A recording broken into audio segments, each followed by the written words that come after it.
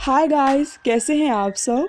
आज मैं आप लोगों के लिए बहुत ही कमाल और ज़बरदस्त टाइमिंग का लाजवाब नुस्खा लाई हूँ। अगर आप इस्तेमाल कर लेंगे तो मैं दावे से कहती हूँ बहुत ज़्यादा फ़ायदा देगा। आपकी सेहत को और अजूज सख्त और मोटा और लंबा भी कर देगा।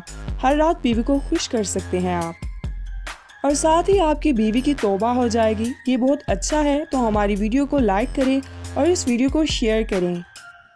जो नहीं करेगा उसको हमारी वीडियो नहीं मिलेंगी। हमारे नुस्खे कमाल के होते हैं। तो नुस्खा ये है, सफ़ेद तिल पंसार की दुकान से ले लें। उसको कद सफ़ेद भी कहते हैं। आपने 2 से 3 तोला लेना है, ज़्यादा नहीं लेना, और उनके अंदर कदरे थोड़ी सी चीनी मिला लेनी है। अब आप इसको किसी भी पोटली में रख लें या जेब में रख लें। थोड़े निकाल के चबा के खाना है। 1-2 दिन में इसको ख़त्म करना है। फिर आप कमाल देखिए। आप हर रात औरत से हम बिस्तरी करेंगे, मगर ज़रा भी आपका अज़ू ढीला नहीं होगा। आपकी बीवी कहेगी क्या खा के आए हो।